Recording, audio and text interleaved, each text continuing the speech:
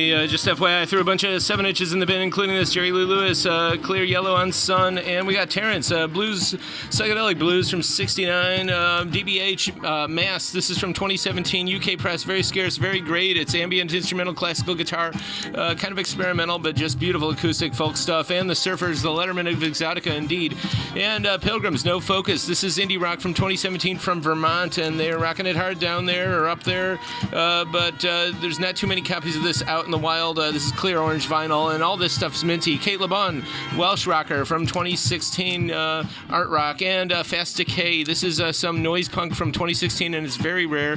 Recorded by Bill Skibb, or Skybe, I'm not sure how to pronounce it, but I know he recorded a lot of Boss Hogg, John Spencer, even the Sea and Cake, and as far as I know, this record was actually never even released on Skull and Beetle Records, which actually kind of doesn't even exist. So that's interesting. And Richard Knox and Frederick Oberland, some really beautiful 21st century classical, and there's a lot of experimental interesting stuff on here. These are all numbered, and they only made 300 of them. There's drones, field recordings, glockenspiel, screwdriver, organ, guitar, and more.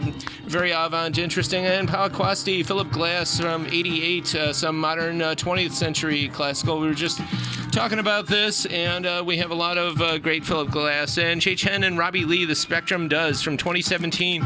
It's experimental, super limited Euro LP jazz. And we do have a lot of interesting limited avant jazz, including the Lounge Lizards. They formed, I believe, in 78. This came out in 87, and they were free jazz people. The Unforgiven, DMM Direct Metal Mastering vinyl from 86. And This Will Destroy You, along with Limbic System, 2019. Some great post-rock of that whole Explosions in the Sky era. And if you're into that, and Tortoise and all that other great stuff, which we have, indeed.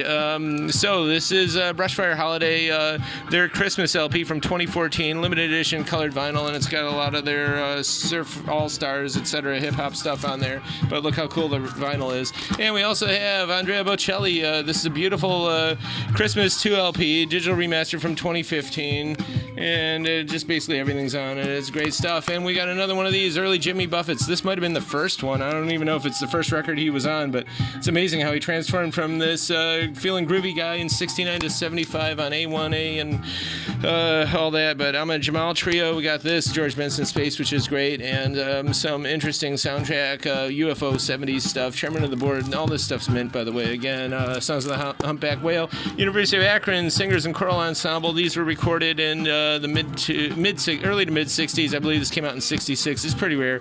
Like Her Hot, some R&B from 60. And Joey Miskelin, a lounge singer all by myself. He recorded this himself on 16-track tape. 101 Strings, doing Olivia Newton-John songs. This is kind of loungy. It's vocal soft tempo. And the Nite-liters is really actually pretty funky.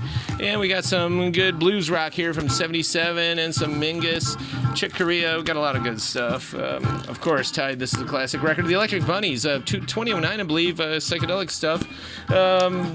Some more jazz here. Coltrane, 2 LP, that's pretty good. And we did a basic Steely Dan restock here.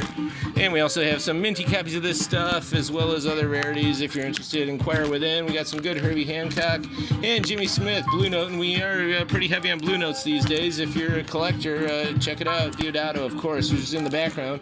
And Led Zeppelin 2. This isn't your normal ho-hum, hey, another Led Zeppelin. This is actually special deluxe 2 LP set, and the second LP has a bunch of unreleased studio takes, and Queen Greatest Hits, one of the world's best-selling albums of all time.